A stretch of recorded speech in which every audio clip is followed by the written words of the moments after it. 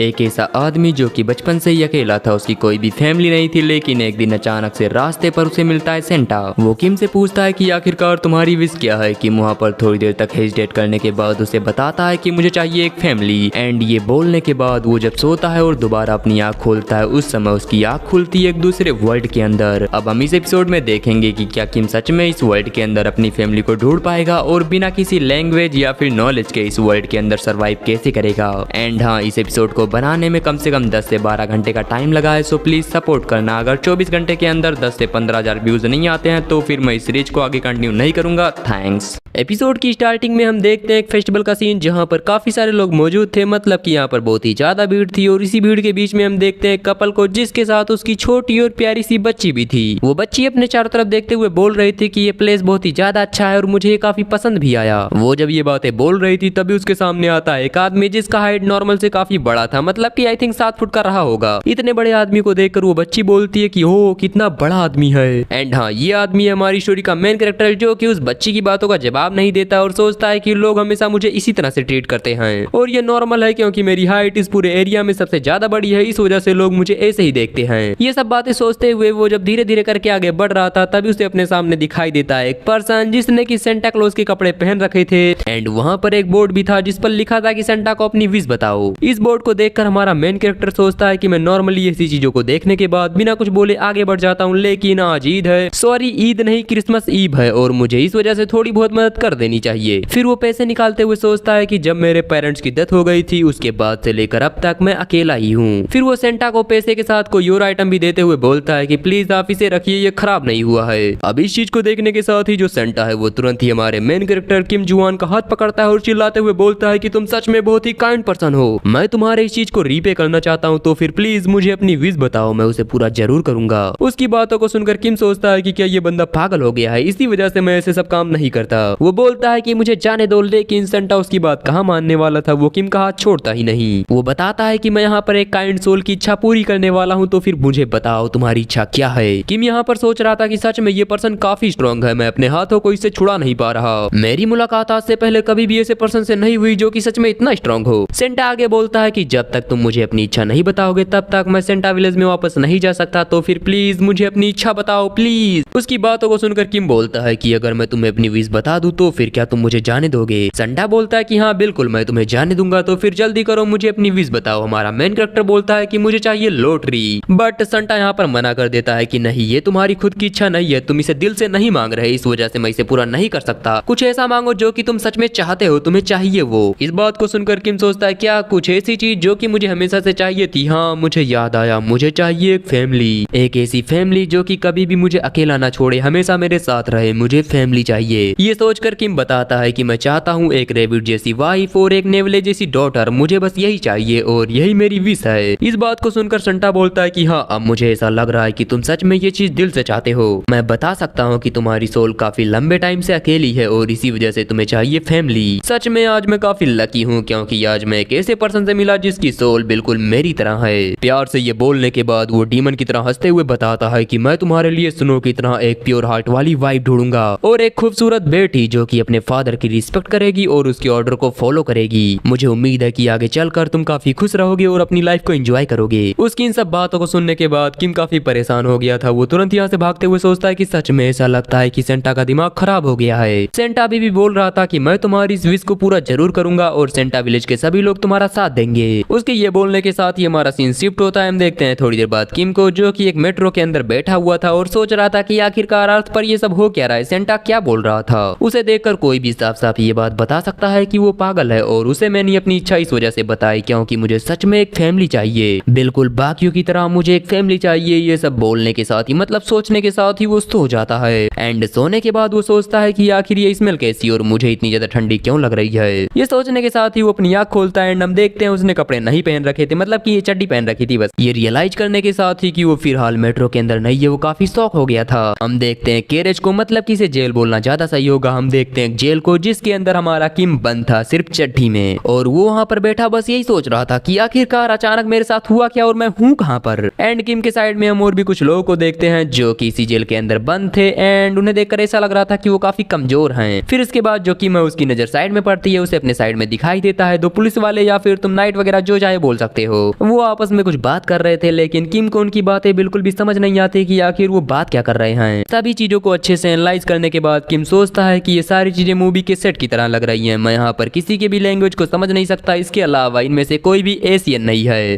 तो फिर अब मुझे यहाँ पर ये समझना होगा कि जो मेरे साथ हो रहा है वो रियलिटी है या फिर कोई ड्रीम, या फिर कहीं ऐसा तो नहीं कि मैं किसी और ही वर्ल्ड के अंदर आ चुका हूँ। फिर किम को अपने सामने एक पर्सन दिखाई देता है जिसे देखकर ऐसा लग रहा था कि वो मर चुका है, क्योंकि वो बिल्कुल भी मूव वगैरह नहीं कर रहा था। इस चीज को देखने के बाद किम उसके पास जाता है, उसकी बॉडी को चेक करता है। तब किम को पता चलता है कि हाँ सच में ये पर्सन मर चुका है। एंड अगर तुम्हें ऐसा लगता है कि किम इसके साथ कुछ रहम वगैरह करने वाला है तो फिर नहीं, वो तुरंत ही उसके शर्ट को निकालता है और खुद पहनते हुए बोलता है कि हाँ मुझे माफ करना, बस इतना ही। अब जबकि किम ने कपड़े वगैरह पहन लिया है, उसे ठंडी नहीं लग रही है, तो फिर अब वो सिचुएशन के बारे में सोचता है। वो सेंटा के बात को याद करता है जहाँ पर सेंटा ने कहा था कि मैं तुम्हारे विश को पूरा करने के लिए अपनी पूरी पावर लगा दूंगा। वो सोचता है कि क्या यही वो हैप्पीनेस है जिसके बारे में सेंटा बात कर रहा था, या फिर कहीं ऐसा तो नहीं कि उसने हैप्पीनेस का कोई और मतलब समझ लिया। वेल हो सकता है कि ये कोई ड्रीम हो, और अगर ऐसा है तो फिर मुझे जल्दी जाग जाना चाहिए। वेल फिर यहीं से हमारा सीन शिफ्ट होता है। हम कुछ दिनों बाद का सीन देखते हैं जहाँ पर किम को अब ये रियलाइज हो चुका था कि हाँ ये कोई ड्रीम नहीं है, ये है रियलिटी। और तब से लेकर अब तक जो किम है वो कैरेज के अंदर बैठा है, और जो कैरेज है वो लगातार आगे बढ़ती जा रही है। किम हमें बताता है कि कुछ दिनों तक इस कैरेज के अंदर रहते हुए मुझे कुछ बातें पता चली हैं, जैसे कि इस कैरेज के अंदर मैं और मेरे साथ जितने भी लोग मौजूद थे वो सभी के सभी एक स्लेव हैं, और दूसरा जो सैनिक है वो स्लेव्स को बारी बारी करके कैरेज से बाहर निकाल रहे हैं। इसका मतलब वो उन्हें बेच रहे हैं। हम देखते हैं सैनिकों ने वापस से गेट को ओपन कर दिया था, और वो कैरेज के अंदर मौजूद कुछ और लोगों को भी बाहर निकालते हैं। एंड ये सैनिक कुछ बोल भी रहे थे जो कि ना मुझे समझ में आता है ना किम को। किम आगे बताता है कि जब भी इन स्लेव को बाहर निकाला जाता है उनके सामने एक पर्सन आता है जो कि शायद गांव का मुखिया होता है। मतलब कि ये कैरेज हर गांव में रुकता है, और उस गांव से उसका मुखिया आकर जो लोग दिखने में थोड़े अच्छे होते हैं, मतलब कि मस्कुलर या फिर ताकतवर, वो उन्हें बाई कर लेता है, मतलब कि अपने साथ ले जाता है। एंड किम हमें ये भी बताता है कि मैं एक स्लेव हूँ। इस बात से मुझे सच में काफी बुरा लग रहा है, लेकिन जब मैं दूसरों की तरफ देखता हूँ उस समय मुझे उम्मीद की एक किरण दिखाई देती है, मतलब कि मेरे अंदर होप आ जाती है, और मुझे ऐसा लगता है कि मैं जल्दी कैरेज से बाहर निकल जाऊंगा, क्योंकि मेरी फिजिक उतनी ज्यादा बुरी नहीं है, तो फिर शायद मुझे जल्दी बेच दिया जाएगा। एंड इतनी बुरी हालत में भी किम हार मानने के बजाय खुद को दिलासा दे रहा था कि हाँ सब कुछ ठीक हो जाएगा, लेकिन ऐसा कुछ भी नहीं होता, क्योंकि कई और गांव बीत जाते हैं, बट फिर भी किम को कैरेज से बाहर नहीं निकाला जाता। एंड यहाँ पर अब किम की हालत और भी काफी ज्यादा खराब हो चुकी थी, वो सदमे में डूब रहा था लगातार। एंड यूं ही धीरे धीरे करके कैरेज आगे बढ़ता है, और किम की सारी उम्मीद लगातार खत्म होती जा रही थी। वो सोचता है कि क्या सच में सब कुछ इस तरह से एंड होगा, अगर मुझे इसी तरह से जीना है तो फिर मेरे जीने का क्या मतलब। फिर जो किम है वो अपनी मॉम की बात को याद करता है। उसकी मॉम ने कहा था कि किम तुम जो भी करना उसके अंदर अपनी पूरी ताकत लगा देना, कभी भी हार मत मानना, गधे की तरह कड़ी मेहनत करना, तुम जरूर जीतोगे। किम भी उनकी बात को सुनकर बोल रहा था कि हाँ मॉम बिल्कुल मैं ऐसा ही करूंगा। पर जेड के अंदर किम अपने मॉम डैड को याद करता है और सोचता है कि क्या मुझे यूं ही सब कुछ सहना पड़ेगा। फिर वो एक बार फिर से सेंटा की बात को याद करता है जहाँ पर सेंटा ने कहा था कि मैं अपने पावर का यूज करते हुए तुम्हारे विश को पूरा जरूर करूंगा, भरोसा रखो। किम सोचता है क्या हैप्पीनेस भाड़ में जाओ, ये वर्ल्ड तो मेरे पहले वाले वर्ल्ड से भी ज्यादा बेकार है, और मैं कभी भी यहाँ पर खुश नहीं रह सकता, मुझे अपनी खुशी खुद ही ढूंढनी होगी। ये सब सोच सोच के किम बहुत ही ज्यादा गुस्सा हो रहा था। वो अपने हाथ में पकड़े चम्मच को अपने गले पर लगा लेता है खुद को मारने के लिए, लेकिन वो सही टाइम पर रुक जाता है। वो सोचता है कि मैं कभी भी ऐसे किसी प्लेस पर मर नहीं सकता, मैं नहीं मरूंगा। वेल उसके ये सोचने के साथ ही उसके साइड से एक आवाज आती है, और ये आवाज क्या है ना मुझे समझ में आता है ना ही किम को। बस उसने ये आवाज सुनी तो फिर वो अपने साइड में देखता है। एंड हाँ इस समय उसकी हालत सच में बहुत ही ज्यादा खराब थी। कोई पर्सन यहाँ पर किम को एक ब्रेड दे रहा था, एंड ये पर्सन कोई और नहीं बल्कि ये थी एक सुंदर सी लड़की। इसे देखने के साथ ही किम काफी हैरान हो जाता है। एंड इसी लड़की के साथ में एक छोटी सी बच्ची भी थी। एंड हाँ अगर तुम्हारे दिमाग में यहाँ पर कोई डाउट आ रहा है तो फिर बस थोड़ी देर तक देखो वीडियो को, तुम्हें सब कुछ समझ में आ जाएगा। स्टोरी सच में काफी अच्छी है। किम यहाँ पर बस इन दोनों को यूं ही घूर रहा था, और उसके यूं ही घूरने के साथ ही हमारा सीन होता है शिफ्ट। हम देखते हैं एक छोटे से घर का सीन। इसी घर के अंदर हम उस छोटी सी बच्ची और उस लड़की को देखते हैं जहाँ पर ये दोनों डिनर वगैरह कुछ कर रहे थे। वो छोटी बच्ची तुरंत ही अपना सारा खाना खा जाती है, तो फिर जो दूसरी लड़की थी वो उसे अपना बाउल देते हुए बोलती है कि इसे भी खा लो। वो छोटी बच्ची उस बाउल को देखती है और बोलती है कि मुझे और ज्यादा भूख लगी है। लड़की बोलती है कि हाँ इसीलिए तो मैंने कहा तुम इसे भी खा लो। वो छोटी बच्ची बोलती है कि नहीं मुझे भूख लगी है, इसका मतलब लीजे को भी उतनी ही भूख लगी होगी। एंड हाँ इस लड़की का नाम है लीजे, और उस बच्ची की बातों को सुनकर ये पूरी तरह से शांत हो जाती है। वो बच्ची तुरंत ही लीजे की तरफ अपने बाउल को आगे बढ़ाती है, जिसे लेते हुए लीजे बोलती है कि इसके लिए तुम्हारा बहुत बहुत थैंक्स, चलो साथ में खाते हैं। उसके ये बोलने के साथ ही बाहर से कोई दरवाजे पर नॉक करते हुए बोलता है कि मैं हूँ एल्डर और तुम्हें गेट ओपन करने की जरूरत नहीं, लेकिन मेरी बातों को अच्छे सुन लो। आज है काउंसिल मीटिंग और हमने डिसाइड किया है कि सोल्जर जिन लोगों को अपने साथ लेकर आए हैं उन्हीं में से एक बनेगा तुम्हारा हस्बैंड। कल आखिरी फैसला ले लिया जाएगा, तो फिर उसके साथ वापस से माउंटेन के ऊपर जाने के लिए तैयार बेखबर हो जाओ। वो आगे बताता है कि जो सैनिक है वो अपने साथ कुछ और चीजों को भी लेकर आए हैं, मतलब खाने की चीज, तो फिर तुम कल आ जाना। ये बोलने के साथ ही वो यहाँ से निकल जाता है। एंड जो लीजे है वो पीछे घबराते हुए सोच रही थी कि आखिर अब मुझे क्या करना चाहिए। मुझे उम्मीद नहीं थी कि ये सभी लोग इतनी जल्दी ये डिसाइड कर लेंगे। मुझे ये नहीं चाहिए, मुझे किसी की भी जरूरत नहीं। मुझे डर लग रहा है, मुझे बहुत ही ज्यादा डर लग रहा है। अब वापस से मेरी पहले की तरह पिटाई की जाएगी, लेकिन मैं भाग नहीं सकती। मेरे साथ एक छोटी सी बच्ची भी है जिसे मैं पीछे नहीं छोड़ सकती, क्योंकि अगर मैंने ऐसा किया तो फिर ये वापस से पहले की तरह अकेली हो जाएगी। ये सब सोचने के साथ ही वो रोने लगती है। एंड लीजे को रोता देख वो छोटी बच्ची भी जोर जोर से रोने लगती है, क्योंकि अब कोर्स उसे भी बुरा लग रहा है। यूं ही थोड़ी देर तक शांत रहने के बाद लीजे एक कोने में जाकर बैठ जाती है और सोचती है कि आखिरकार अब मेरा क्या होगा। मुझे वापस से उस बुरे सपने को नहीं जीना, मैं वापस से वो सपना नहीं जीना चाहती। इस बच्ची को वापस से पहले की तरह ट्रीट किया जाएगा। ये 5 साल की बच्ची जिसका अभी तक कोई भी नाम नहीं है। आखिरकार मुझे क्या करना चाहिए। ये बच्ची जिसकी बेटी है वो आदमी पहले ही मर चुका है। फिर इसके बाद लीजे हमें बताती है कि मेरे फादर ने मुझे सेल कर दिया था सिर्फ और सिर्फ एक रेबिट की खाल के लिए। उनके सेल करने के बाद मैं पहली बार केबिन के अंदर आई और मैं अपने बैग वगैरह को ओपन कर पाती। उस आदमी ने मुझे बहुत ही ज्यादा पीटा, मतलब कि बहुत ही ज्यादा पीटा, सिर्फ इसी वजह से क्योंकि मुझे आने में थोड़ी देर हो गई थी। एक सिंपल से रीजन की वजह से मुझे बहुत ही ज्यादा पीटा गया। तब मुझे रियलाइज हुआ कि मेरी लाइफ बिल्कुल भी आसान नहीं। उस दिन मुझे रियलाइज हुआ कि जो लाइफ मैं पहले जी रही थी ये तो उससे भी ज्यादा बदतर है। एंड लीजे जब इतनी बुरी हालत में पड़ी थी तभी उसके पास वो छोटी सी बच्ची आती है। इस बच्ची को देखने के साथ ही लीजे को रियलाइज होता है कि ये बच्ची भी उसी प्रॉब्लम में है जिसमें लीजे है, मतलब कि नर्क में। लीजे हमें बताती है कि ये बच्ची मेरे पास हेवन की एंजल बनकर आई थी। एंड हाँ, ये बच्ची उसी आदमी की बेटी है जिसने की थोड़ी देर पहले लीजे को इतना पीटा है। लीजे को पीटने के तुरंत बाद वो जाता है माउंटेन के ऊपर और कभी भी लौट कर नहीं आता। गांव वालों के हिसाब से वो आदमी माउंटेन के ऊपर किसी वुल्फ वगैरह से फाइट करते हुए मारा गया, जिसके बाद वो कभी भी लौट कर नहीं आया। और जो लीजे की पुरानी लाइफ थी, मतलब कि जब वो अपने डेट के साथ रहती थी, उस समय उसे रोज तो पीटा ही जाता था, लेकिन जब वो यहाँ पर आई, यहाँ पर आने के साथ ही उसे तुरंत ही पीटा गया। लीजे को पीटने के बाद वो आदमी गया हंट करने के लिए एंड वहीं पर मारा गया। वो कभी भी लौट कर नहीं आया। उस आदमी की डेथ हो गई है। इस बात को सुनकर लीजे को थोड़ी राहत मिली, लेकिन एक प्रॉब्लम भी है कि आखिर इन दोनों का ख्याल अब रखेगा कौन, क्योंकि एक बच्ची बिना फादर के और एक लड़की बिना हस्बैंड के इस वर्ल्ड के अंदर सरवाइव नहीं कर पाते। बट इन्हें शायद पता नहीं कि अब इन माँ बेटी की जिंदगी बदलने वाली है।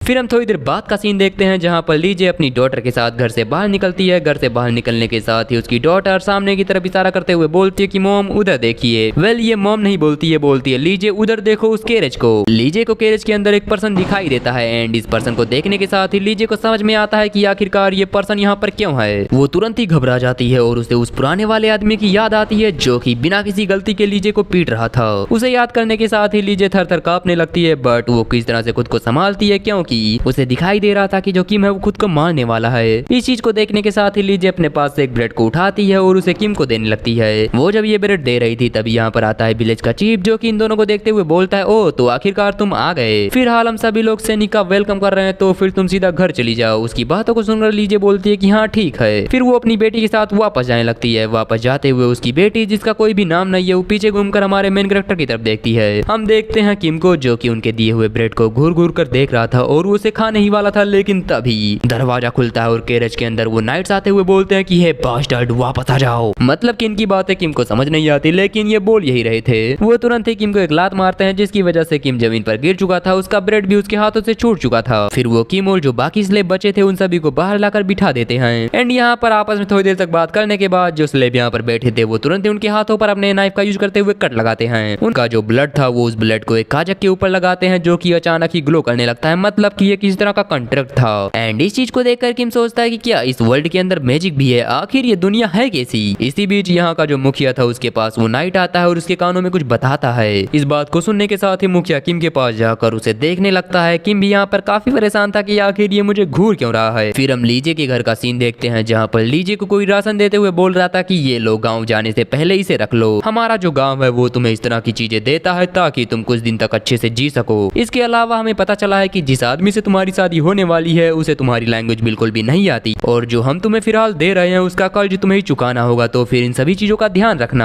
और सच कहूँ तो वो आदमी जो कि कुछ टाइम पहले मर गया था उसे गांव वाले बिल्कुल भी पसंद नहीं करते। वो गांव के अंदर सिर्फ इसी वजह से था क्योंकि वो था एक हंटर जो कि माउंटेन के ऊपर जाकर सभी चीजों को चेक करता था। और जहाँ तक मुझे लगता है तुम्हारा नया हस्बैंड काफी अलग होने वाला है। सैनिकों ने कहा है कि वो एक आम आदमी है, भले ही वो देखने में काफी मस्कुलर लगे लेकिन उसके हाथ काफी मुलायम है, मतलब कि वो ज्यादा भारी काम नहीं करता। एंड जो लीजे है वो उसकी इन सभी बातों को काफी ध्यान से सुन रही थी। वो लड़की आगे लीजे के हाथ को पकड़ती है और बोलती है कि देखो, ऐसा लगता है कि उस आदमी ने आज से पहले कभी भी किसी को नहीं मारा, और अगर ऐसी बात है तो फिर तुम्हें प्रॉब्लम हो सकती है, क्योंकि अगर वो मॉन्स्टर को हंट नहीं कर पाया तो फिर तुम भूख की वजह से मारी जाओगी। मुझे उम्मीद है कि तुम खुश रहोगी। उसकी बातों को सुनकर लीजे बोलते कि नहीं, मुझे अच्छी जिंदगी की जरूरत नहीं, मुझे बस एक ऐसा आदमी चाहिए जो कि वायलेंट ना हो और मुझे पीटे ना। अगर वो पर्सन हम दोनों को घर के किसी कोने में फेंक देता है, हमें नहीं पीटता है, तो फिर हमारे लिए इतना ही इनफ होगा। लीजे जब ये सारी बातें बोल रही थी तभी बाहर से कोई दरवाजा नॉक करते हुए बोलता है कि गेट को ओपन करो। इस बात को सुनने के साथ ही लीजे तुरंत ही अपने सामने देखती है, तब उसे दिखाई देता है एक बड़ा सा आदमी, और फिर जो मुखिया है वो गेट को खोलकर अंदर आते हुए बोलता है कि मैं उस पर्सन को ले आया जो कि तुमसे शादी करेगा। लीजे घबराते हुए बोलती है, क्या मेरा हस्बैंड? वो आदमी बोलता है कि हाँ बिल्कुल, चलो अंदर आ जाओ। फिर जो किम है वो अंदर आते हुए बोलता है कि आखिर मैं हूँ कहाँ पर। अपने सामने इस आदमी को देखकर लीजे काफी घबरा चुकी थी। वो सोचती है ये आदमी ये तो बहुत ही ज्यादा बड़ा है, क्या ये पर्सन सच में मेरा हस्बैंड बनेगा? मैंने आज से पहले कभी भी ऐसा इंसान देखा ही नहीं। वो जब ये सारी बातें सोचते हुए कांप रही थी तभी किम की नजर उसके ऊपर पड़ती है और वो सोचता है, ओ ये लेडी, ये तो वही है, इसी लेडी ने मुझे वो ब्रेड दिया था, लेकिन आखिरकार ये इतनी कांप क्यों रही है, इसे हुआ क्या? किम जब ये बातें सोच रहा था तभी वो मुखिया आकर किम का हाथ पकड़ता है और कुछ बोलता है जो कि किम को समझ नहीं आता।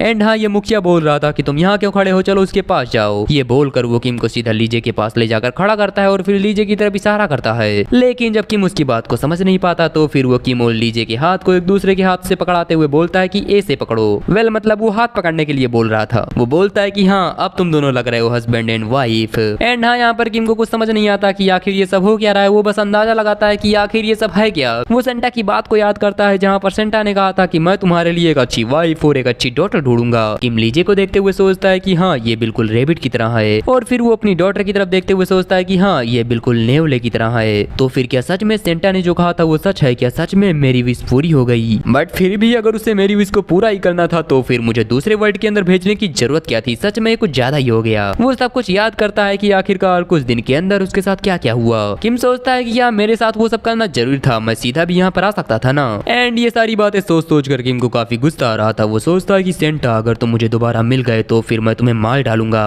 एंड यहाँ पर किम काफी गुस्से में था। उसकी वाइफ और डॉटर वो दोनों ही कांप रहे थे, क्योंकि उन्हें ऐसा लग रहा था कि किम उन्हें कभी भी पीटना शुरू कर सकता है, क्योंकि उनके साथ अभी तक सिर्फ यही हुआ है, सिर्फ और सिर्फ मारपीट। फिर यहीं से हमारा सीन शिफ्ट होता है। हम थोड़ी देर बाद का सीन देखते हैं जहाँ पर हमारा मेन कैरेक्टर किम विलेज के कुछ लोगों के सामने खड़ा था। एंड यहाँ पर जो ओल्ड मैन है वो किम को कुछ बताने का ट्राई कर रहा था, लेकिन ऑफ कोर्स किम को उनकी बात समझ नहीं आती, तो फिर वो समझ नहीं पाता कि आखिर ये क्या कहने का ट्राई कर रहा है। ओल्ड मैन को भी ये बात समझ में आ जाता है कि किम इस तरह से उसकी बातें समझ नहीं सकता, तो फिर वो विलेज के एक बंदे को भेजता है किम से बात करने के लिए। वो बंदा किम की तरफ अपने हाथ को आगे बढ़ाता है। किम बोलता है क्या तुम मुझसे हाथ मिलाना चाहते हो? ये बोलने के बाद किम उससे हाथ मिलाता है, लेकिन फिर इसके बाद जो किम है वो उसके हाथों को बहुत ही जोर से दबाता है। किम यहाँ पर उसके हाथों को बहुत ही बुरी तरह से दबा रहा था, जिसकी वजह से उस बंदे की फट गई थी। वो तुरंत ही अपने घुटनों पर आकर कुछ बोलता है जो कि ना हमें समझ में आता है ना ही किम को। यहाँ पर जो विलेज चीफ है वो इस चीज को देखने के बाद ताली बजाने लगता है कि बहुत बढ़िया, तुमने काफी अच्छा काम किया। फिर वो किम के पास एक बो एरो लेकर आता है और किम को वो देते हुए बोलता है कि चलो शिकार करो, लेकिन किम को उसकी बातें समझ नहीं आती।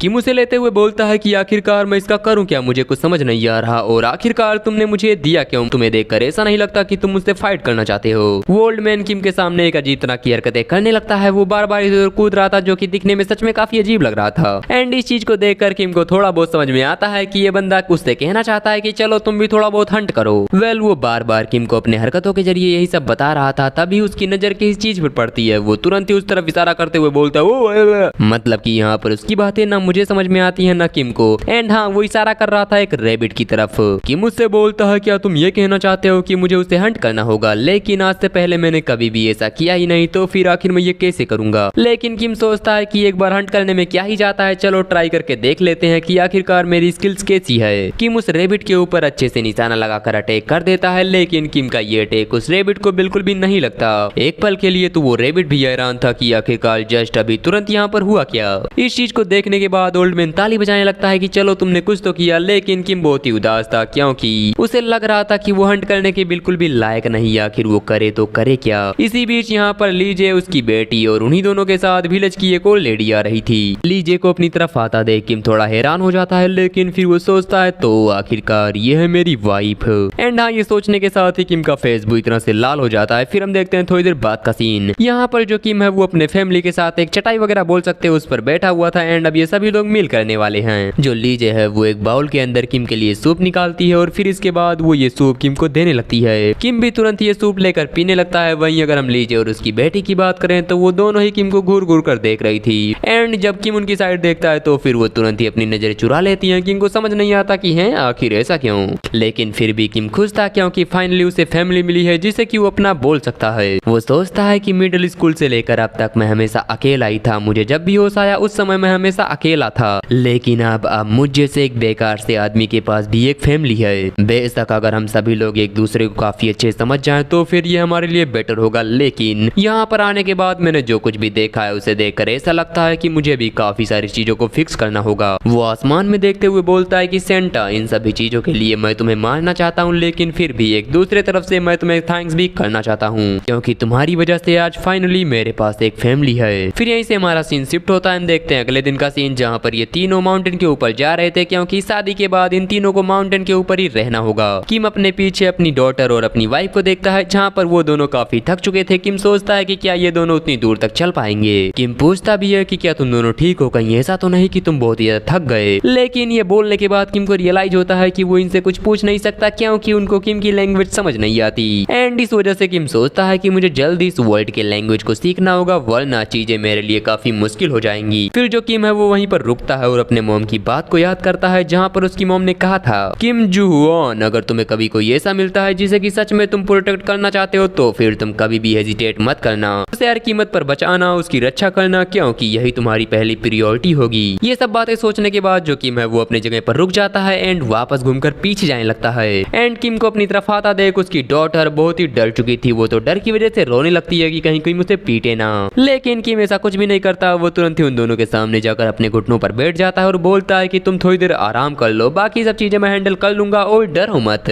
लेकिन लीजे को किम की बातें बिल्कुल भी समझ नहीं आती। वो तो बहुत ही ज्यादा डर जाती है कि आखिरकार ये पर्सन बोल क्या रहा है। वो तुरंत ही अपने घुटनों पर आकर माफी मांगने लगती है कि प्लीज प्लीज प्लीज हमें माफ कर दो, अगर हमसे कोई गलती हो गई है तो माफ कर दो, हमें मारो मत। एंड यहाँ पर अगर हम उसकी डॉटर की बात करें तो वो भी रो रही थी। अब इन दोनों की ऐसी हालत को देखकर किम बोलता है कि आखिर तुम्हें हुआ क्या सच में मेरे फेस को देखकर तुम्हें ऐसा लगता है कि मैं तुम्हें मारने वाला हूँ? सच में ये सोचकर मुझे काफी प्रॉब्लम हो रही है कि मेरे पास आने के साथ ही तुम्हारा बिहेवियर हमेशा ऐसा क्यों हो जाता है। फिर जो कि मैं वो बोलता है कि तुम मुझे माफ करना, लेकिन मुझे ये करना होगा। ये बोलने के बाद किम अपनी वाइफ एंड अपनी डॉटर को तुरंत ही अपनी बाहों में उठा लेता है। मतलब कि स्टार्टिंग में इन्हें ऐसा लग रहा था कि किम इन्हें मारने वाला है, लेकिन थोड़ी देर में इन्हें रियलाइज हो जाता है कि किम इन्हें उठा रहा है ना कि वो इन्हें मार रहा है। एंड लीजे भी इस चीज से काफी शौक थी कि आखिरकार ये किस तरह का पर्सन है। एंड वहीं अगर हम उसके डॉटर की बात करें तो काफी खुश थी क्योंकि ये पहली बार था जब उसने इतनी ऊंचाई से जमीन को देखा था। किम इनसे बोलता है कि तुम मुझे बस टाइटली पकड़े रहो, बाकी सारी चीजें मैं हैंडल कर लूंगा। इन दोनों को उठाने के बाद किम सोचता है कि मेरे पीठ पर बहुत ही ज्यादा सामान है और मैंने इन दोनों को भी उठा लगा है, लेकिन मुझे बिल्कुल भी वेट फील नहीं हो रहा। मुझे तो अब ऐसा फील हो रहा है जैसे कि मैं पहले से ज्यादा हल्का हो गया हूँ और इनका वेट कुछ है ही नहीं। सच में अब ऐसा लगता है कि आगे चलकर मैं काफी बिजी रहने वाला हूँ। एंड हाँ, किम जब ये सारी बातें सोच रहा था उसी समय हम देखते हैं उसके गर्दन से पसीना आने लगता है। इस चीज को देखने के साथ ही लीजे तुरंत ही उसके पसीने को पोंछती है और यहाँ पर वो थोड़ी रिलीफ फील कर रही थी, मतलब कि वो थोड़ी खुश लग रही थी। एंड इसी तरह से इन दोनों को उठाकर कि माउंटेन की तरफ आगे बढ़ जाता है, मतलब अपने घर की तरफ, क्योंकि माउंटेन के ऊपर इनका घर है।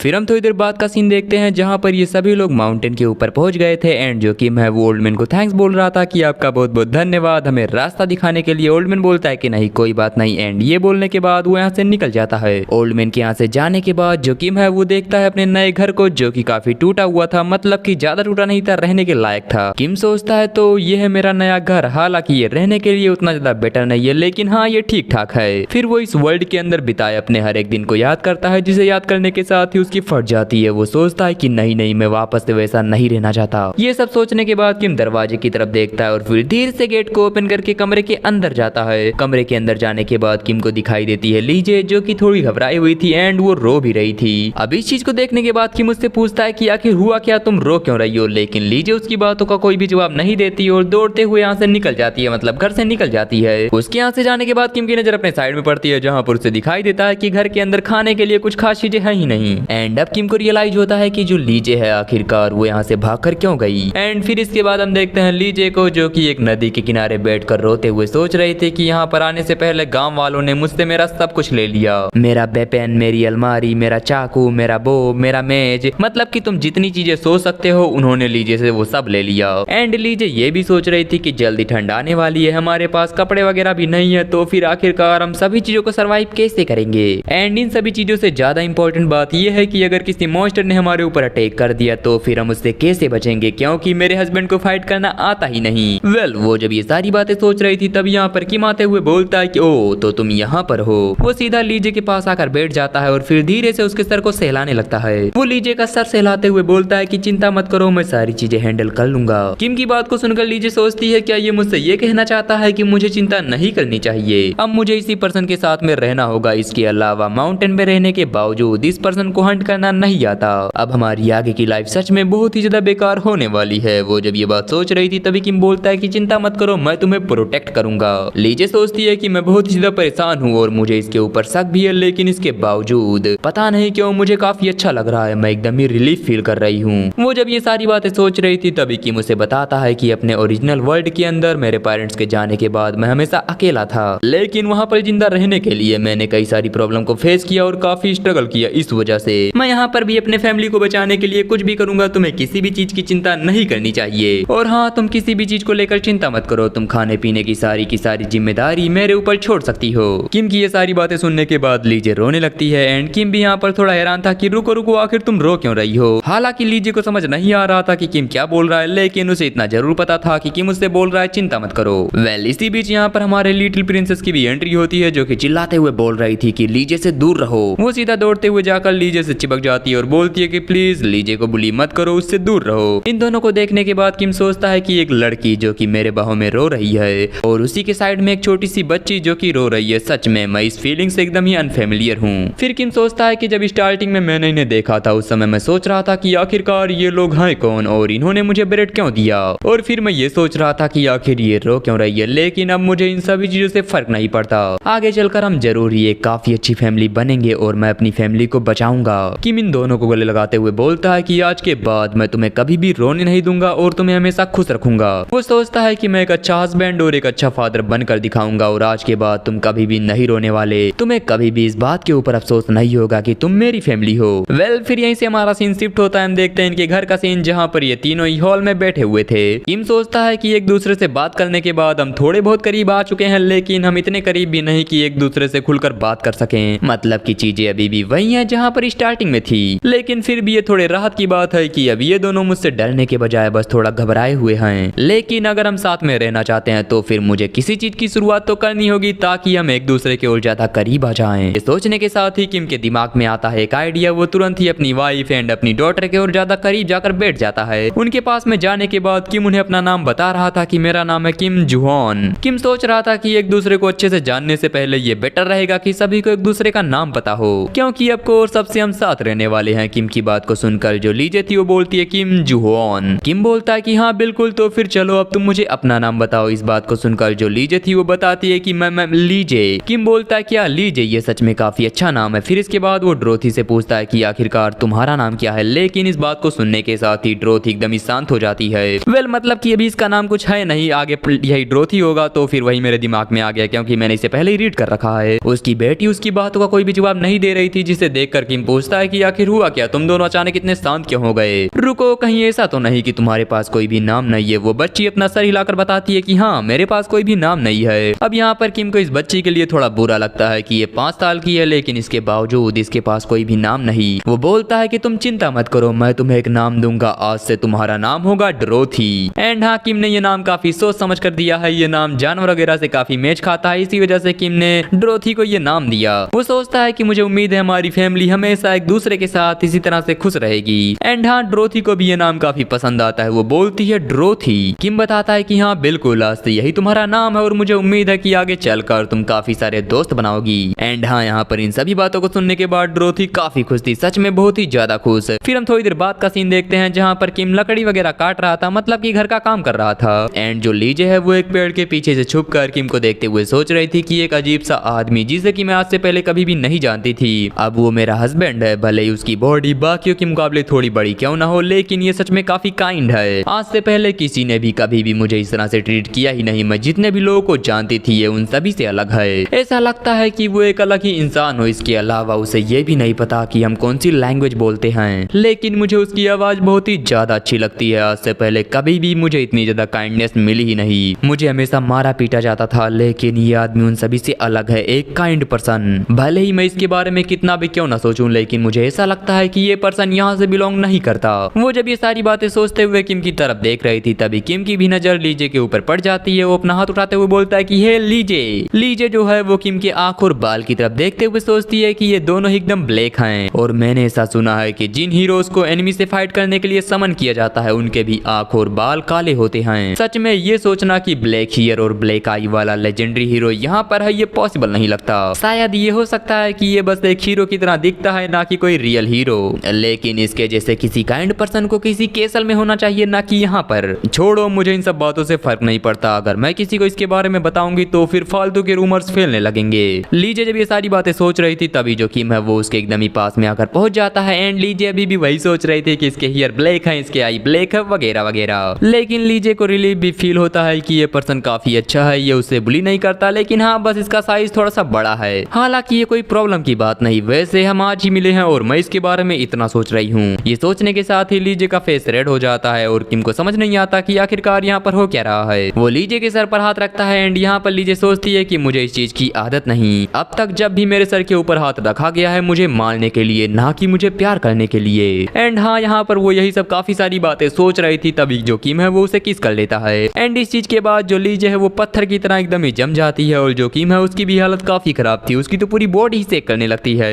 इसी बीच उसे अपने साइड में दिखाई देती है एक बाल्टी। वो तुरंत ही उस बाल्टी को उठाता है और दौड़ते हुए यहाँ से निकल जाता है। वहीं अगर हम लीजे की बात करें तो वो भी हैरानी में काफी ज्यादा ब्लश कर रही थी। फिर अब थोड़ी देर बाद जंगल के अंदर देखते हैं किम को, जो कि बोल रहा था, सच में क्या मैं पागल हो गया हूँ? आखिरकार मैं सोच क्या रहा था? हमारी शादी बस आज ही हुई है और हम ठीक से एक दूसरे को जानते भी नहीं, लेकिन इसके बावजूद मैंने उसे किस कर लिया। अब तो मुझे समझ भी नहीं आ रहा कि मुझे क्या करना चाहिए। मैं उससे बात भी नहीं कर सकता। आखिरकार मैं करूँ तो करूँ क्या? एंड हाँ, ये बोलने के साथ ही किम को रियलाइज होता है कि वो अपने घर से काफी दूर आ चुका है, मतलब कि काफी दूर। एंड यहाँ पर किम को जंगल के अंदर से काफी अजीब अजीब तरह की आवाजें भी सुनाई देती हैं। किम सोचता है कि मुझे जल्द ही पाइन लेकर यहाँ से वापस चले जाना चाहिए। मुझे कुछ भी समझ नहीं आ रहा कि आखिर यहाँ पर हो क्या रहा है। लेकिन ये सोचने के साथ ही किम को एक बहुत ही अजीब तरह का ऑरा फील होता है, एक बहुत ही खतरनाक ऑरा। एंड हाँ, ये एक वुल्फ टाइप का दिखने वाला मॉन्स्टर था जिसका साइज सच में काफी बड़ा था, एक ह्यूमन जितना। इसे देखने के साथ ही किम की पूरी बॉडी सेक करने लगती है। वो सोचता है कि ये वुल्फ, आखिरकार अब मुझे क्या करना चाहिए? क्या मैं इसे फाइट करूं? इसी बीच किम को अपने पास में एक लकड़ी का टुकड़ा दिखाई देता है जिसे कि किम ने तुरंत ही उठा लिया था। इसी बीच जो वुल्फ है उसने भी किम के ऊपर अटैक कर दिया था, लेकिन किम ने उस लकड़ी का यूज करते हुए उसके अटैक को ब्लॉक कर लिया था। किम तुरंत ही अपने फिस्ट का यूज करते हुए वुल्फ के ऊपर अटैक करता है, लेकिन घंटा इससे उससे कुछ फर्क ही नहीं पड़ता। वो किम को बाइट करने का ट्राई करता है, लेकिन किम ने बैरली साइड में हटकर उसके इस अटैक को डॉज कर लिया था। एंड फिर जो किम है वो यहाँ पर सोचता है कि नहीं, मैं मर नहीं सकता, मैं तुम्हें मारूंगा। ये सोचने के साथ ही वो उसे वापस हिट करना शुरू करता है, लेकिन किम ऐसा बिल्कुल भी नहीं कर पा रहा था क्योंकि वुल्फ सच में काफी स्ट्रॉन्ग था। इसी बीच किम को रियलाइज होता है कि उसका जो हाथ है उसमें आग लग चुका है, मतलब कि वो जलने लगा है। लेकिन किम को जलने का पेन फील ही नहीं होता, बल्कि उसे तो यहाँ पर पावर फील होती है, पावर। एंड अब इस चीज को रियलाइज करने के साथ ही कि उसके पास फायर पावर है, वो तुरंत ही वुल्फ के ऊपर बैठ जाता है और फिर ले धड़ाधड़ उसे मारना शुरू करता है। किम उस वुल्फ को काफी देर तक मारता है, पीटता रहता है जब तक कि उसकी डेथ नहीं हो जाती। एंड हाँ, उसे मारने के बाद किम भी अपने हाथों को देखते हुए यही सोच रहा था कि आखिरकार जस्ट अभी यहाँ पर हुआ क्या। वो अपने हाथों को देखते हुए सोचता है कि मुझे अच्छे से याद है मैंने यहाँ पर फायर पावर यूज किया था, लेकिन इसके बावजूद मेरे कपड़े भी नहीं जले। अब मुझसे ये मत कहना कि मैं मैजिक का यूज कर सकता हूँ। क्या सच में मैं मैजिक का यूज कर सकता हूँ? फिर वो विलेज के अंदर हुए उस इंसिडेंट को याद करता है जहाँ पर नाइट ने सभी स्लेव के हाथों पर एक कट लगाया था। एंड फिर इसके बाद उनके ब्लड को एक लेटर में लगा दिया था जिसके अंदर से मैजिक रिलीज हो रहा था। ये रियलाइज करने के साथ ही कि किम भी मैजिक का यूज कर सकता है, वो सोचता है कि हाँ, मैं भी इसे ट्राई करूंगा। वो हवा की तरफ देखकर चिल्लाते हुए बोलता है कि फायरबॉल, लेकिन यहाँ पर कुछ होता ही नहीं। जो किम है वो और कई बार चिल्लाता है कि फायरबॉल फायरबॉल फायरबॉल, लेकिन कुछ होता ही नहीं। किम को ऐसा लगता है कि वो फायर का यूज नहीं कर सकता, तो फिर वो किसी और मैजिक का यूज करेगा, जैसे कि fire storm, wind magic, dragon breath, fire magic, spirit magic, earth magic. And last में हार मानते मानते वो बोलता है कि अराइज। लेकिन इतना सब करने के बाद भी यहाँ पर कुछ होता ही नहीं, जिसे देखने के बाद उसका मुंह पूरी तरह से उतर जाता है। वो सोचता है कि अगर मैं इस मैजिक का यूज अच्छे से कर पाता तो फिर शायद हंट करने में मुझे कोई भी प्रॉब्लम नहीं होती, मैं आराम से हंट कर सकता था। और अगर ऐसा होता तो फिर मैं अपनी फैमिली को एक अच्छा मील, एक अच्छी लाइफ दे सकता था। लेकिन क्या ही कर सकते हैं जब मैं ऐसा कर ही नहीं सकता। तो इसके अलावा इस विलेज के अंदर कोई डॉक्टर भी नहीं है कि मैं उससे अपने मैजिक का इलाज करवा सकूं, मतलब कि मैजिक वगैरह को सीख सकूं और ज्यादा पावरफुल बन सकूं। फिर जो कि मैं वो सोचता है कि अब मुझे इन सभी चीजों के बारे में भूल जाना चाहिए, क्योंकि अगर मैं इन्हीं चीजों के बारे में सोचता रहा तो चीजें जो हैं वो बद से ज्यादा बदतर होती जाएंगी। फिर जो कि मैं वो हमें बताता है अपने पास्ट के बारे में कि मेरे पेरेंट्स के डेथ के कुछ समय बाद जो मेरे ग्रैंडफादर थे वो भी मुझे छोड़कर चले गए। मतलब कि वो काफी बड़े थे लेकिन फिर भी वो काफी हेल्दी थे, लेकिन एक इंसिडेंट के अंदर उनकी डेथ हो गई। हम देखते हैं किम के अंकल को जो कि उसे पीटते हुए बोल रहे थे कि ये सब कुछ तुम्हारी गलती है, तुम्हारी वजह से मेरा बड़ा भाई और मेरे फादर मुझे छोड़कर चले गए, सिर्फ और सिर्फ तुम्हारी वजह से। एंड यहाँ पर जो बाकी लोग थे वो भी सभी की डेथ के लिए सिर्फ और सिर्फ किम को ही ब्लेम कर रहे थे कि ये सब तुम्हारी वजह से हुआ, सिर्फ और सिर्फ तुम्हारी वजह से। प्रेजेंट के अंदर किम सोच रहा था कि उन सभी चीजों की वजह से मेरे रिलेटिव ने मुझे बहुत ही ज्यादा परेशान किया। उन सभी को ऐसा लग रहा था कि मैं डेथ का कोई एंजल हूँ और अगर कोई भी मेरे पास आएगा तो फिर वो मारा जाएगा। फिर जो किम है वो मरे हुए उल्फ को उठाता है और आगे बढ़ते हुए सोचता है कि मुझे सीधा घर जाना चाहिए वरना हो सकता है कि लेट हो जाए। वैसे मैंने अपने ग्रैंडफादर को मॉन्स्टर हंट करते हुए देखा था जिसकी वजह से मुझे काफी बड़ी हेल्प मिली है। अब मैं बस ये सोच रहा हूँ कि अगर मेरी फैमिली इस चीज को देखेगी तो फिर उनका रिएक्शन कैसा होगा। हालांकि मुझे थोड़ा बुरा भी लग रहा है क्योंकि मैं मैजिक का यूज नहीं कर सकता। मुझे समझ नहीं आ रहा कि पहले मैंने मैजिक का यूज कैसे किया था। फिर यहीं से हमारा सीन शिफ्ट होता है। हम देखते हैं घर के अंदर लीजे और ड्रोथी को, जहाँ पर लीजे अपना काम कर रही थी और वहीं जो ड्रोथी है वो एक बाउल लेकर लीजे के पास आती है ताकि वो उसकी मदद कर सके।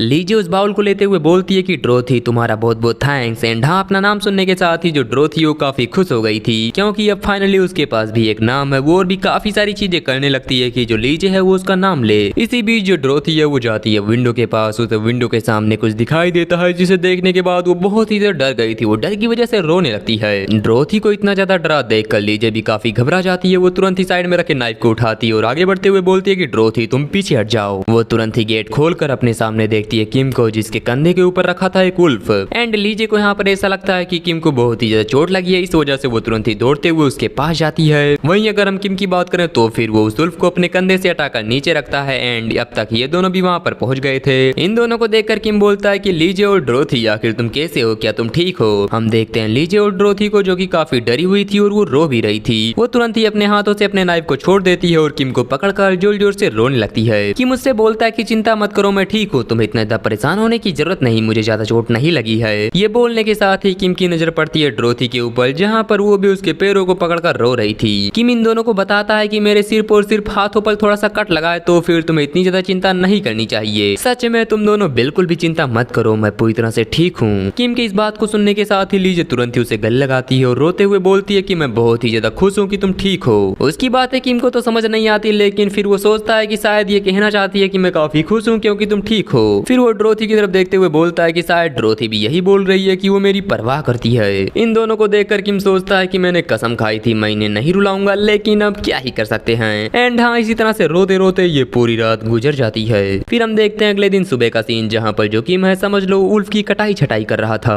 वो सबसे पहले उल्फ के खाल को बाहर निकालता है एंड इस चीज के लिए वो थैंक्स करता है अपने दादाजी का क्योंकि उन्हीं की वजह से किम को ये सारी चीजें आती हैं कि आखिरकार उसे सब कैसे करना है। लेकिन इसके अंदर किम को काफी टाइम लग रहा था क्योंकि ये किम का पहली बार है जब वो ये सारी चीजें कर रहा है। लेकिन फिर भी किम सोचता है कि आराम करने के बजाय काम करना ज्यादा बेटर रहेगा तो फिर चलो काम ही करते हैं। वो जब ये सारा काम कर रहा था तभी उसे बाहर से एक आवाज आती है कि किम जुआन। इस आवाज को सुनने के साथ ही किम को समझ में आ चुका था कि ये है लीजे। वो तुरंत ही बाहर जाता है और लीजे को देखता है जिसने कि अपने हाथ में एक टोकरी को पकड़ रखा था। लीजे उस टोकरी को जमीन पर रखते हुए बोलती है कि तुम मीट को इसके अंदर रख दो।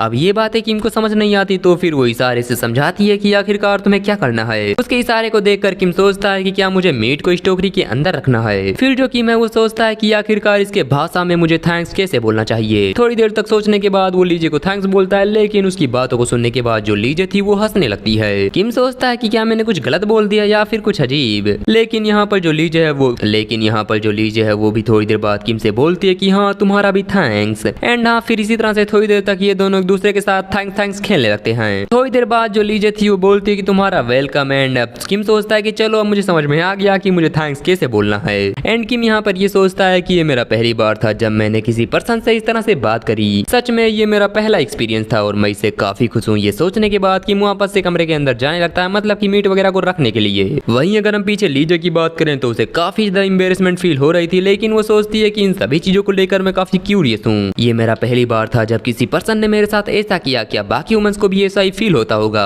एंड हाँ, यहाँ पर शायद किस की बात हो रही है, शायद थोड़ी देर पहले किम ने इसे किस भी किया था। और लीजे आगे सोचती है कि ये काफी अजीब है, मतलब कि बस फालतू की बातें सोच रही है जो कि मैं स्किप कर रहा हूँ, काम आएगा तो बता दूंगा। काफी देर तक सोचने के बाद वो रूम के अंदर जाती है और किम को अपने अजीब इशारों से समझाने लगती है कि आखिरकार उसे क्या करना चाहिए। लीजे यहाँ पर किम को बताना चाहती थी कि ऐसे काम औरतें करती है, ना कि आदमी। लेकिन किम तो काफी अच्छा इंसान है, वो इस चीज के अंदर भी लीजे की मदद करता है, लेकिन मदद करने के बहाने वो कुछ और ही करने के बारे में सोच रहा था। वो लीजे के पास जाता है, लेकिन लीजे यहाँ पर सोच रही थी कि नहीं नहीं नहीं, मेरे पास मत आओ। किम लीजे के साथ कुछ करने का ट्राई करता है, लेकिन लीजे तुरंत ही पीछे हट जाती है, ये सोचते हुए कि इडियट, आखिरकार तुमने अपनी आंखें बंद क्यों करी। वेल, ये सब फालतू की चीजें हैं, मुझे कुछ भी समझ नहीं आ रहा, बस तुम इतना समझ लो कि फाइनली थोड़ी देर के बाद इन दोनों के बीच में किस हो जाता है। एंड अपना ये सब काम करने के बाद किम जैसे ही दरवाजे के बाहर निकलता है, उसे अपने सामने दिखाई देती है ड्रोथी, जो कि दरवाजे के पीछे से इन दोनों को देख रही थी। अब ड्रोथी को यहाँ पर देखने के बाद लीजे ये सोचती है कि रुको, क्या ड्रोथी ने हम दोनों को किस करते हुए देखा था। एंड अब ये चीज सोचने के साथ ही लीजे तुरंत ही यहाँ से निकल जाती है, क्योंकि ऑफ कोर्स उसे काफी शर्म आ रही थी।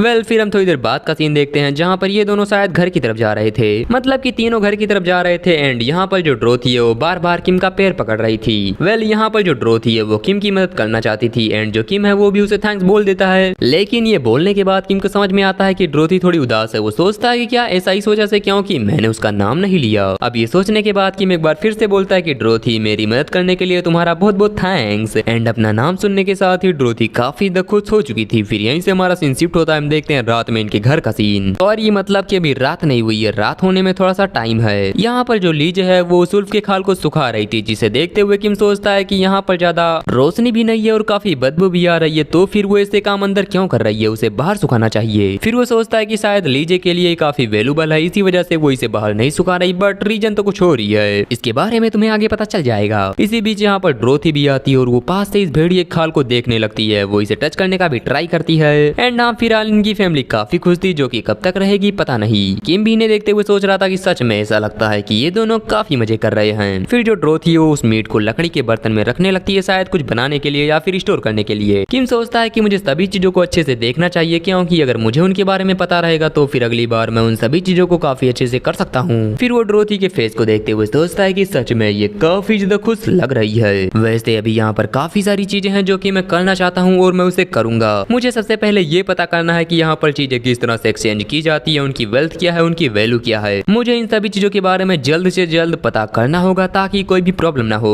वेल, तो अब आराम करने का टाइम खत्म हो गया, तो फिर चलो वापस चलते हैं काम पर। ये सोचने के बाद जो कि मैं वो यहाँ से जा ही रहा था, लेकिन तभी जो लीजे है वो उसे रोक लेती है। कि मुझसे पूछता है कि आखिर क्या हुआ, क्या तुम चाहती हो कि मैं यहीं पर रुक जाऊं। लीजे किम की बातें समझ नहीं पाती, लेकिन वो इशारे से किम को कुछ समझाने का ट्राई करती है। किम उसे बताता है कि देखो मैं ठीक हूँ, तुम मेरे बारे में चिंता मत करो, मेरी इंजरी भी ठीक हो चुकी है, तो फिर तुम्हें चिंता नहीं करनी चाहिए और मैं उतना ही काम करूंगा जितना मैं कर सकता हूँ। मैं खुद के ऊपर ज्यादा फोर्स नहीं डालने वाला, तो फिर चिंता मत करो। ये सारी बातें लीजे को समझाने के बाद किम यहाँ से निकल जाता है। हालांकि लीजे को ये सारी बातें समझ आई कि नहीं आई, ये उसके ऊपर डिपेंड करता है। जंगल के अंदर आने के बाद किम एक पेड़ को देखते हुए सोचता है कि हाँ, ये परफेक्ट है, मुझे इसी से शुरू करना चाहिए। मैंने सुना था कि ओक की लकड़ी जलाने के लिए एकदम ही परफेक्ट होती है, तो फिर इसे काटने के बाद मुझे पता करना होगा कि आखिरकार कौन सी लकड़ी ओक की है। मैंने आज से पहले कभी भी ऐसे काम नहीं किए, लेकिन मुझे अपने ताकत के ऊपर पूरा भरोसा है लाडले, मैं ये कर लूंगा। ये सब सोचने के बाद किम जैसे उस लकड़ी को कट करने का ट्राई करता है, तुरंत ही उसका जो वेपन है वो उसके हाथों से छूटकर जाकर गिरता है साइड में। एंड अब जाकर किम को रियलाइज होता है कि ना ना ना, ये काम करना बिल्कुल भी आसान नहीं, उसे मेहनत तो करनी होगी। फिर हम थोड़ी देर बाद का सीन देखते हैं, जहाँ पर किम वापस से अपने घर पर पहुंच चुका था एंड उसके पास कुछ लकड़ियां भी थी।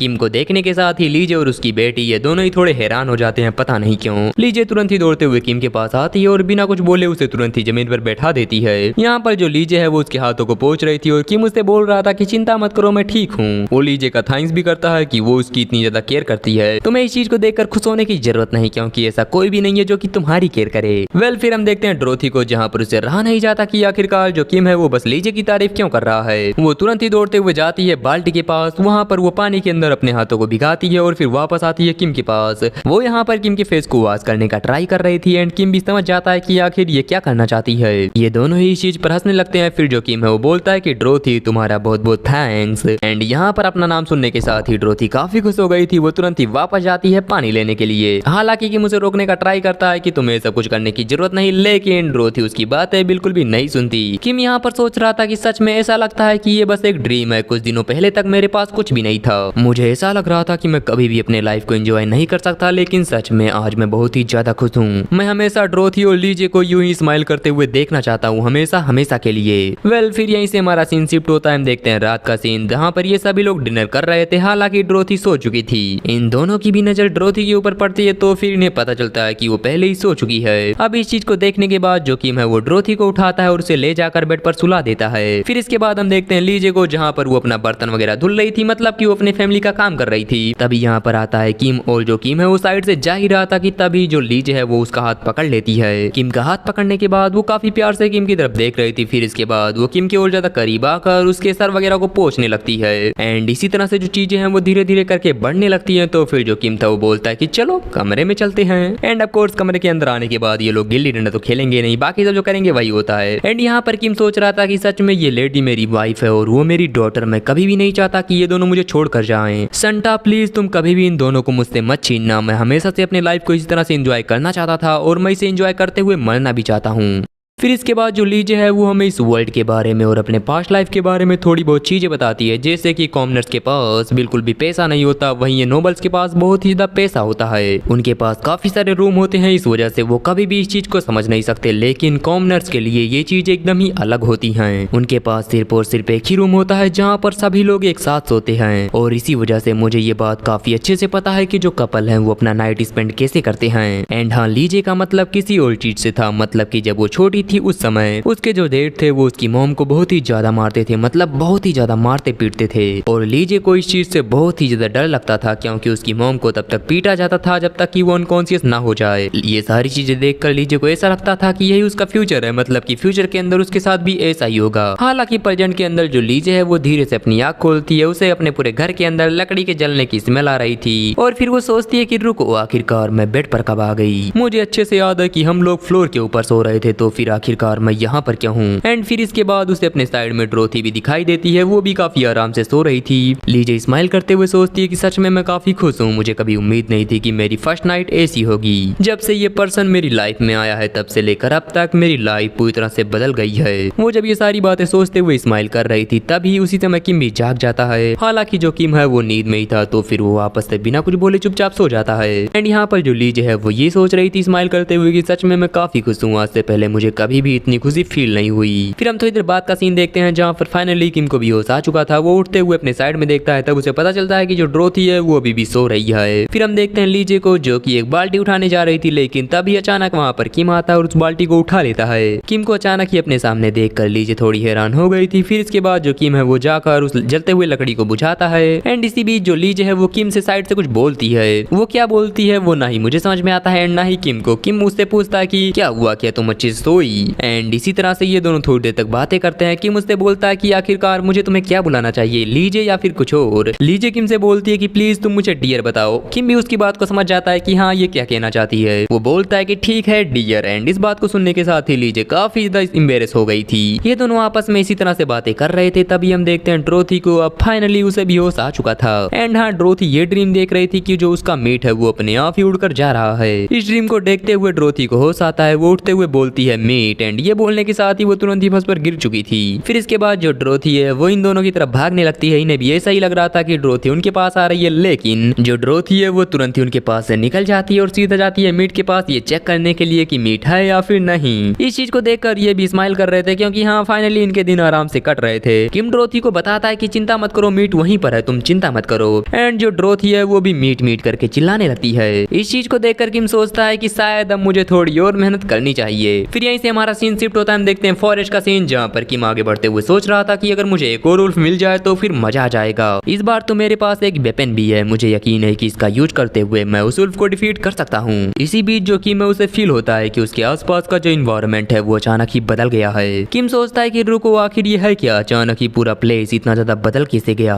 क्या ऐसा हो सकता है कि जल्दी यहाँ पर कोई बहुत ही खतरनाक मॉन्स्टर अपीयर होने वाला है। किम के सोचने के साथ ही हम देखते हैं एक पर्सन के पैरों को, जो कि किम की तरफ ही आगे बढ़ रहा था। किम की भी नजर इस पर्सन के ऊपर पड़ती है। वो पूछता है कि रुको, आखिरकार तुम हो कौन। हम देखते हैं उस पर्सन को जिसने की एक चोगा पहन रखा था एंड हाँ, वो दिखने में थोड़ा ओल्ड था। फिर इसके बाद ये जो ओल्ड मैन है ये हमें अपने थोड़े पास्ट के बारे में बताता है कि आखिरकार वो यहाँ पर पहुंचा तो पहुंचा कैसे। उसे एक पत्थर के ऊपर थोड़ा बहुत ब्लड दिखा था जिसे देखते हुए वो बोल रहा था कि क्या ये किसी एनिमल का है। एंड थोड़ी देर तक उसे देखने के बाद ओल्ड मैन को ये रियलाइज होता है कि ये ब्लड किसी बड़े जानवर का है। वो सोचता है कि अकेले इस बड़े मॉन्स्टर को डिफीट करना लगभग नामुमकिन है। फिर इसके बाद वो उस पर्सन को कई दिनों तक ढूंढता है जिसने कि उस मॉन्स्टर को हंट किया था। एंड कई दिनों तक उसे ढूंढने के बाद उसे फाइनली दिखता है हमारे किम का घर। उसे यहाँ पर किम भी दिखाई देता है तो फिर वो सोचता है कि क्या उस बड़े से मॉन्स्टर को इस पर्सन ने हंट किया है, लेकिन ये दिखने में बिल्कुल ऐसा नहीं लगता। इसे देखकर ऐसा बिल्कुल नहीं लगता कि ये उतने बड़े मॉन्स्टर को हंट कर सकता है। बिना किसी प्रोफेशनल हंटर के कोई भी ऐसा कर ही नहीं सकता और बिना किसी वेपन के अकेले उस मॉन्स्टर को डिफीट करना लगभग नामुमकिन है। मुझे खुद से ही इन सभी चीजों को चेक करना होगा। एंड इसी तरह से सभी चीजों को ढूंढते ढूंढते वो आया किम के पास। किम के पास आने के बाद उसे उसके हाथों के ऊपर दिखाई देता है एक निशान। ये निशान उसी वुल्फ मॉन्स्टर के काटने का था जिससे कि ये ओल्ड मैन तुरंत ही पहचान जाता है। लेकिन ओल्ड मैन को पता चलता है कि किम का जो हाथ है वो पूरी तरह से हिल हो चुका है जो कि लगभग इम्पॉसिबल है। एंड वो किम को देखकर काफी सारी चीजें सोचता है जैसे कि ये काफी बड़ा है, काफी मस्कुलर है, इसकी बॉडी काफी अच्छी है। और इस पर्सन को अच्छे से देखने के बाद सिर्फ और सिर्फ एक ही पॉसिबिलिटी सामने आती है। मेरे ख्याल से ये पर्सन होगा एक मेज, क्योंकि अगर ये एक मेज नहीं है तो फिर ये कभी भी उस वुल्फ को डिफीट नहीं कर सकता। फिर इसके बाद ओल्ड मैन हमें मेज के बारे में बताता है जो कि इस वर्ल्ड के अंदर एग्जिस्ट करते हैं। हालांकि इनसे मिलना बहुत ही ज्यादा मुश्किल है, लेकिन अगर तुम्हारी किस्मत हुई तो फिर तुम उनसे मिल सकते हो। और फिलहाल ओल्ड मैन को ऐसा लग रहा था कि जो किम है वो है एक मेज। ओल्ड मैन हंसते हुए सोचता है कि फाइनली मेरे पास एक अपॉर्चुनिटी है। अगर मैंने इस मौके को गवा दिया तो फिर शायद मुझे दोबारा कभी भी ऐसा मौका नहीं मिलेगा और मैं मर जाऊंगा। वहीं अगर हम किम की बात करें तो किम ये सोच रहा था कि ये पर्सन कितना अजीब है और ये मुझे घूर क्यों रहा है। फिर जो ओल्ड मैन है वो हमें अपने बारे में बताता है कि कुछ टाइम पहले मैं भी काफी यंग था और अगर तुम किसी नोबल के फॉरेस्ट को मैनेज करने लगते हो तो फिर तुम बन जाते हो वुडलैंड। और अगर तुम उस माउंटेन के ऊपर किसी मॉन्स्टर वगैरह से फाइट करते हो, उन्हें डिफीट करते हो, तो फिर उसके बदले में तुम्हें मिलेंगे मेरिट्स और उसके बदले में तुम किसी एरिया के लॉर्ड बन सकते हो। इन सब चीजों के लिए मैंने अपने फादर को पीछे छोड़ दिया और मैं विलेज से भी बाहर निकल गया। मैं बस यही सोच रहा था कि आगे चलकर मैं एक ऐसा हंटर बनूंगा जो कि अपना ख्याल खुद ही रख सकता है। कुछ टाइम के बाद मैं एक विलेज का माउंटेन कीपर बन गया और वो विलेज सच में काफी अच्छा था। वहाँ पर सिर्फ एक ही चीज की कमी थी और वो थी जलने वाली लकड़ी। हालांकि उस फॉरेस्ट के अंदर जो कॉमनर थे वो भी एंटर कर सकते थे, इस वजह से लोग फॉरेस्ट के अंदर तक गए और उन्होंने लगभग सारी जलने वाली लकड़ियां निकाल ली। उस समय मुझे लगा कि मुझे भी इस माउंटेन की ओर ज्यादा अंदर जाना चाहिए, शायद और ज्यादा अंदर जाने के बाद मैं सभी चीजों को अच्छे से समझ सकूं। लेकिन मैंने कभी भी इस चीज के ऊपर ध्यान नहीं दिया कि जो कॉमनर है वो ज्यादा फॉरेस्ट के अंदर नहीं जाते, वो सिर्फ और सिर्फ एक ही माउंटेन के ऊपर जाते हैं। बट ये जो पर्सन था ये दूसरे एरिया में चला गया था, फॉरेस्ट के काफी ज्यादा अंदर। वहां पर जाने के बाद इसे थोड़ी बहुत चोट वगैरह भी लग गई थी एंड तभी इसके सामने अपीयर हुए गोबलिन्स। उन गोबलिन्स के साथ में उसके छोटे छोटे बच्चे भी थे जिन्हें देखने के बाद इस पर्सन को कुछ याद आता है। इसे याद आता है कि विलेज के अंदर से जो औरतें गायब हो रही थी, आखिरकार उनके साथ क्या हुआ। उन सभी को इन गोबलिन्स ने पकड़ लिया और फिर उनके साथ क्या हुआ मुझे बताने की जरूरत नहीं, अगर तुमने और भी मांगा देखी है तो फिर तुम्हें पता होगा। एंड हाँ, इस ओल्ड मैन को भी नहीं छोड़ा जाता, इसे पकड़ कर इसका सब कुछ सामान छीन कर इसे कमरे के अंदर बंद कर दिया जाता है। ये काफी सालों तक वहीं पर बंद था, सिर्फ और सिर्फ एक ही बात को याद करते हुए कि वो इन सभी गोबलिन से अपना रिवेंज लेगा। उसके दिमाग में सिर्फ और सिर्फ एक ही चीज थी कि वो अपना रिवेंज लेगा और यहाँ पर जितने भी गोबलिन मॉन्स्टर मौजूद है वो उन सभी के घोंसले को जलाकर उन्हें मार देगा। प्रेजेंट के अंदर ओल्ड मैन सोच रहा था कि ये आदमी ये वो सब कुछ कर सकता है, इसकी पावर इतनी ज्यादा है कि हम सिर्फ उसके बॉडी को देखकर इस चीज को जज नहीं कर सकते। इसके अलावा इसकी हीलिंग एबिलिटी भी काफी अच्छी है क्योंकि इसका घाव बहुत ही जल्दी हील हो चुका है। अगर मैं इसे थोड़ा अच्छे से ट्रेन कर दूं तो फिर शायद ये दुनिया का सबसे खतरनाक मॉन्स्टर हंटर बन जाएगा। फिलहाल तो वो सभी गोबलिन माउंटेन के अंदर छुपे हुए हैं, लेकिन जब एक बार औरतों की कमी हो जाएगी तो फिर वो वापस से आएंगे, विलेज के ऊपर हमला करेंगे और उस समय हम उन सभी को पकड़कर उन्हें मार सकते हैं। हालांकि जब तक मैं इसके साथ किसी कॉन्ट्रैक्ट को साइन कर नहीं लेता तब तक मुझे इससे गोबलिन की बात छुपानी होगी। लेकिन जब एक बार मैं इसके साथ कॉन्ट्रैक्ट साइन कर लूंगा उसके बाद ये भाग नहीं पाएगा और फिर मैं उन सभी गोबलिन को इसके साथ मिलकर मार डालूंगा। वो जब ये सारी बातें सोच रहा था तभी जो किम है वो उसे ग्रीट करता है, ये सोचते हुए कि मैं इस पर्सन को अच्छे से नहीं जानता, मुझे केयरफुल रहना होगा। हालांकि मैं इसे ग्रीट कर रहा हूँ लेकिन फिर भी मुझे सावधान रहना चाहिए, क्या पता कब क्या हो जाए। जो ओल्ड मैन है वो किम से बोलता है कि अब मैं तुम्हें वो सब सिखाऊंगा जो कि मैं जानता हूँ और मैं तुम्हें बनाऊंगा एक हंटर। किम को उसकी बातें बिल्कुल भी समझ नहीं आती और यहीं से हमारा सीन शिफ्ट होता है। हम देखते हैं किम के घर का सीन। किम उठते हुए बोल रहा था कि मुझे ऐसा लग रहा है मैंने अपनी आंखें बंद करी और सुबह हो गई, सच में क्या बकवास है, मुझे और सोना था। फिर इसके बाद किम की नजर उसके विंडो के बाहर जाती है जहाँ पर उसे दिखाई देता है वही ओल्ड मैन मैन जो कि बाहर खड़ा होकर किम का वेट कर रहा था। किम उसे देखते हुए सोचता है कि क्या ये पर्सन अभी भी यहीं पर है, ये यहाँ से गया नहीं। मैं नहीं चाहता कि जब घर के अंदर लीजे और ड्रोथी हैं उस समय कोई पर्सन और घर के अंदर आए। ये सब बातें सोचते हुए किम अपने कपड़े को सही कर रहा था। तभी हम देखते हैं उस ओल्ड मैन को जो कि आराम से स्माइल कर रहा था, एक प्यारी सी स्माइल। लेकिन ये स्माइल किम को बिल्कुल भी पसंद नहीं आती, क्योंकि ये उसके पुराने बॉस की तरह थी जो कि हमेशा सिर्फ और सिर्फ काम के टाइम पर ही ऐसा स्माइल करता था। अपना सब कुछ सेट करने के बाद, मतलब कि बैग वगैरह पैक करने के बाद किम यहाँ से जा ही रहा था, तभी उसे पीछे से एक आवाज आती है कि जुहुआन। इस बात को सुनकर किम पीछे घूमते हुए बोलता है कि लीजे चिंता मत करो, मैं जल्दी वापस आ जाऊंगा। हम देखते हैं लीजे को जो कि किम के लिए जल्दी जल्दी लंच वगैरह पैक कर रही थी और किम ये सोच रहा था क्या ये मेरे लिए लंच पैक कर रही है। सच में ये कितनी ज्यादा प्यारी है, एक वाइफ होना बिल्कुल भी बुरा नहीं। फिर इसके बाद हम देखते हैं ड्रोथी को जब लीजे किम के लिए लंच पैक कर रही है, तो फिर जो ड्रोथी है वो कहाँ शांत रुकने वाली थी। वो तुरंत ही भागकर किम के सामने जाकर खड़ी हो जाती है और अपना सर हिलाते हुए बोलती है कि तुम नहीं जा सकते। इसी बीच लीजे भी किम के पास आते हुए बोलती है कि मैंने लंच बॉक्स तैयार कर दिया है। वो किम के बैग में ये लंच रखते हुए बोलती है कि तुम जितनी जल्दी हो सके उतनी जल्दी से खा लेना और घर वापस आ जाना। किम यहाँ पर स्माइल करते हुए ये सोच रहा था कि अब फाइनली मेरे पास भी एक फैमिली है और मैं इस चीज से काफी खुश हूँ। फिर इसके बाद जो किम है वो यहाँ से निकल जाता है। पीछे से लीजे बोलती है कि सही सलामत वापस आना, और फिर इसके बाद जो ड्रोथी है वो भी स्माइल करते हुए बोलती है कि सही सलामत वापस आना। उन दोनों की बात को सुनकर किम यहाँ से जाते हुए बोलता है कि हाँ बिल्कुल मैं सही सलामत वापस आऊंगा। एंड इन दोनों को देखते हुए किम ये सोच रहा था कि सच में मेरी वाइफ और मेरी डॉटर ये दोनों ही बहुत ही प्यारी हैं। वेल फिर हम थोड़ी देर बाद का सीन देखते हैं जहाँ पर जो किम है वो ओल्ड मैन के साथ आगे बढ़ते हुए सोच रहा था कि आखिरकार मैं कब तक चलूंगा। मुझे समझ नहीं आ रहा कि आखिरकार ये ओल्ड मैन मुझे कहाँ ले जाना चाहता है, मैं करूँ तो करूँ क्या। किम जब ये सोच रहा था तभी वो ओल्ड मैन किम की तरफ घूमकर कुछ बोलता है और फिर इसके बाद चुपचाप वापस से आगे बढ़ जाता है। यहाँ पर वो जब आगे बढ़ रहा था उस समय उसके पैरों के निशान जमीन पर पड़ रहे थे। एंड इस चीज को देखने के बाद लिटरली किम एकदम इस्तवाक था। वो बोलता है कि ये ओल्ड मैन आखिरकार इसके फुट स्टेप इतने अजीब कैसे। इसे देखकर ऐसा लगता है कि ये कोई ओल्ड मैन नहीं बल्कि ये कोई जेसीबी है जो कि अपना पैर जमीन पर रख रही है। अगर मैं इस पर्सन से कुछ सीखना चाहता हूँ तो फिर मुझे इसकी नकल करनी होगी, जो ये करता है मुझे भी वही करना होगा। ये सब सोचने के बाद जो किम है वो ओल्ड मैन की तरह ही चलने लगता है और फिर इसके बाद वो हमें बताता है कि ओल्ड मैन ने मुझे काफी कुछ सिखाया। उसने मुझे काफी सारे ट्री दिखाए जो कि उनमें से हर एक ट्री अलग था। एंड हाँ इस ओल्ड मैन ने किम को काफी सारी चीजें सिखाई, मतलब कि बहुत चीजें जो कि किम अच्छे से याद नहीं कर पाया। एंड इसी तरह से चलते चलते ये एक माउंटेन पर पहुंचते हैं जहाँ पर किम जो है वो तुरंत ही आराम से बैठ जाता है। वहीं जो ओल्ड मैन है वो अपने पास से सूखे हुए मीट को बाहर निकालता है और उसे खाने लगता है और किम की तरफ इशारा करता है कि तुम भी शुरू करो। उसके इस बात को सुनने के साथ ही किम काफी खुश हो गया था। वो तुरंत ही अपना लंच बॉक्स खोलते हुए बोलता है कि फाइनली अब मैं खा सकता हूँ। लेकिन वो इस चीज को खाता उससे पहले ही जो ओल्ड मैन है वो बोलता है कि रुको।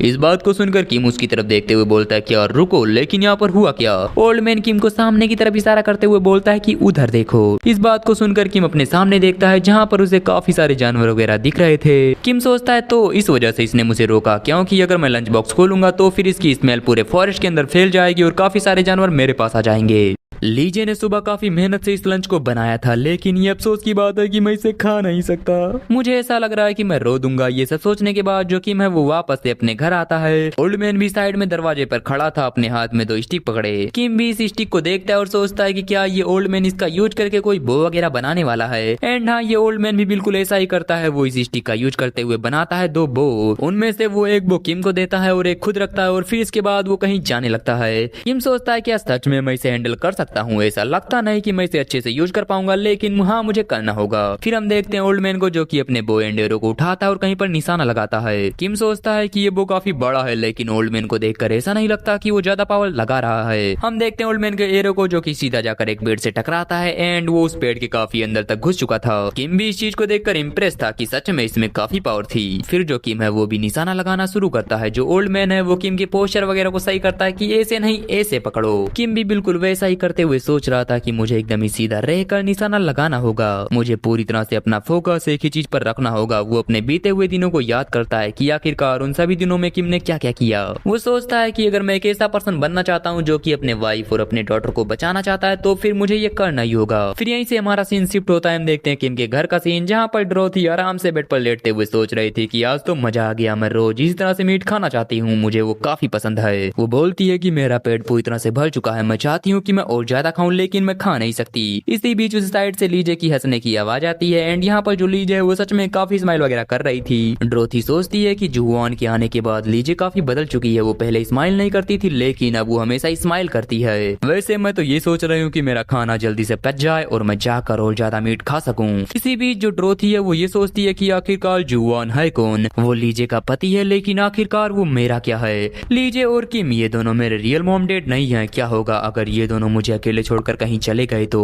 किम लीजे का पति है, इसका मतलब वो लीजे को अपने साथ लेकर जाएगा, लेकिन ड्रोथी के बारे में क्या, वो क्या करेगी। ये सब सोचने के साथ ही ड्रोथी की नींद खुल जाती है। वो उठते हुए बोलती है कि सभी लोग कहाँ चले गए, क्या सभी लोग चले गए। इसी बीच ड्रोथी सुनती है एक आवाज जहाँ पर कोई बोल रहा था कि तुम यूजलेस हो, अगर तुम कोई लड़का होती तो फिर तुम मेरे साथ काम कर सकती थी, लेकिन तुम एक लड़की हो जो कि किसी भी काम की नहीं। एंड ये बातें ड्रोथी के पहले डैड ने बोला था। इन सभी बातों को याद करके ड्रोथी काफी परेशान हो रही थी। वो तुरंत ही मीट की तरफ भागते हुए बोलती है मीट मीट, क्या वो चला गया। लेकिन बाल्टी के अंदर ड्रोथी को दिखाई देता है कि हाँ यहाँ पर मीट है। इसी बीच ड्रोथी बाहर से किसी आवाज को सुनती है जहाँ पर कोई बोल रहा था कि तुम मुझसे झूठ बोलने की हिम्मत मत करना। इस बात को सुनकर ड्रोथी बहुत ही ज्यादा घबरा चुकी थी, उसकी पूरी बॉडी शेक करने लगती है। वो तुरंत ही विंडो के पास जाकर बाहर देखती है, तब उसे दिखाई देते हैं कुछ लोग। ये वही लोग थे जो कि बार बार ड्रोथी के डैड को बुली करते थे, मतलब कि उन्हें पीट कर उनसे सामान वगैरह छीन लेते थे। एंड इन्हें देखने के बाद ड्रोथी काफी डर गई थी कि आखिर ये यहाँ पर क्यों हैं। फिर वो लीजे के बारे में सोचती है कि आखिर लीजे कहाँ गई, अगर मेरी पहली मॉम की तरह इन्होंने लीजे को भी पीट कर आत्मरा कर दिया तो फिर क्या होगा। हम देखते हैं उन्हीं तीनों को जिन्होंने लीजे की गर्दन पकड़ रखी थी और वो लीजे से बोल रहे थे कि ये स्मेल कैसी, मुझे बताओ ये स्मेल कैसी,